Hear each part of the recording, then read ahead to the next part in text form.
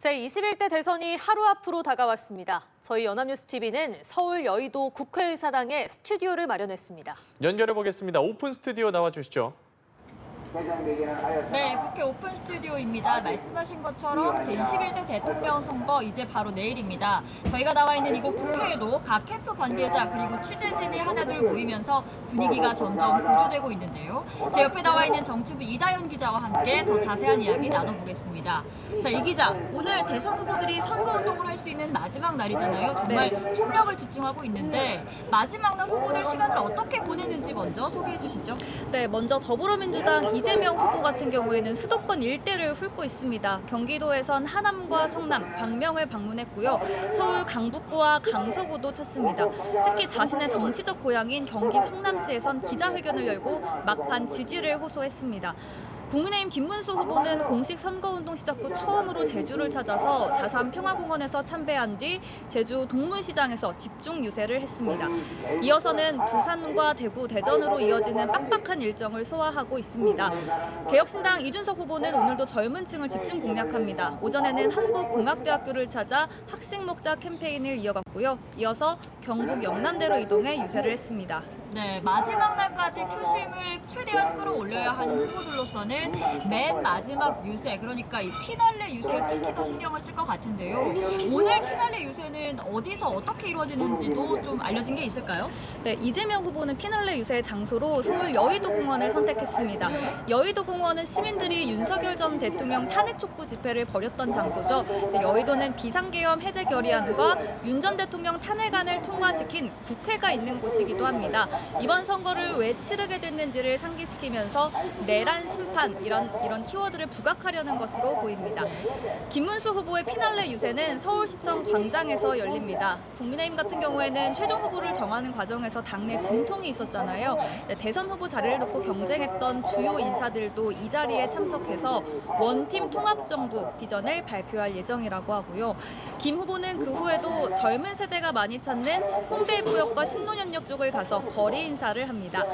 그리고 이준석 후보는 보수 심장으로 불리는 대구를 찾아 수성못에서 피날레 유세를 할 예정입니다. 네, 주요 후보들의 피날레 유세 일정까지 알아봤고요. 선거 마지막 날까지 정말 열기가 뜨거운데 오늘 후보들이 냈던 메시지 중에서 좀 눈에 띄는 게 있었나요? 네, 이재명 후보와 김문수 후보 모두 가족을 언급했는데요. 네. 자세한 말씀 드리기 전에 먼저 화면으로 직접 보시겠습니다.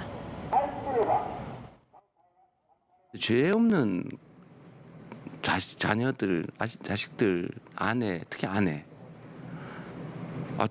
정말 저 믿고 아무것도 없이 저 때문에 이렇게 끌려 들어왔는데 거기를 그렇게 모욕하고 고통 주고. 제 딸도 또 지금 사회복지사인데요. 사회복지사 아주 노인 어르신들, 어려운 분들 도와주는 이런 일을 하고 있는데 월급은 적지만은 나름대로 착하게 살고 있는데 제 딸은 한 번도 욕하는 걸 저는 본 적이 없습니다.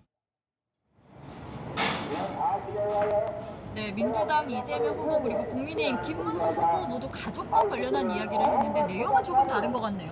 네, 그렇습니다. 먼저 이재명 후보는요, 검찰의 정치적 수사를 비판하는 맥락이었고요.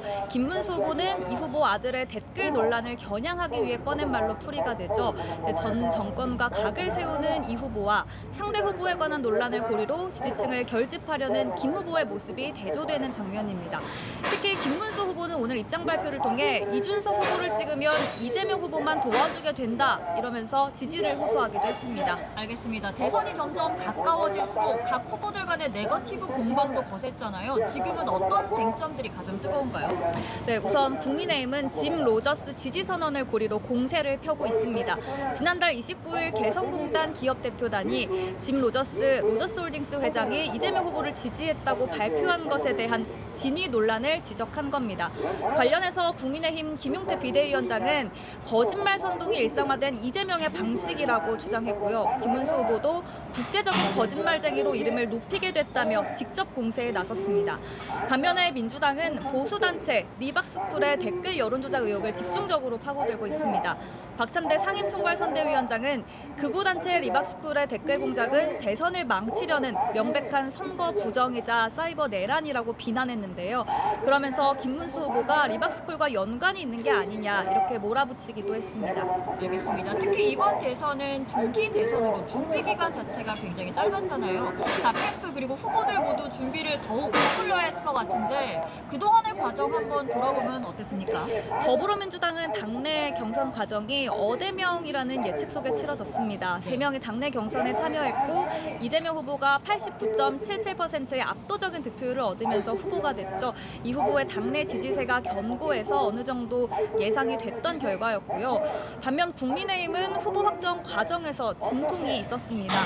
경선에 도전한 11명 중에서 김문수 후보를 선출했는데 그 이후로도 김문수 후보와 한덕수 전 국무총리의 단일화 문제로 당이 내홍을 겪기도 했습니다. 네, 짧은 시간 동안 굉장히 많은 일들이 있었습니다. 그리고 이 사전 투표는 지난주에 마무리가 됐잖아요. 사전 투표율 얘기도 한번 해볼까요?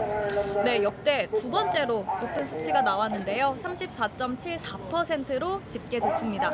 아무래도 사전투표가 진행되는 이틀이 다 평일이다 보니까 결국엔 최고치를 경신하지 못했다. 이런 분석이 나옵니다.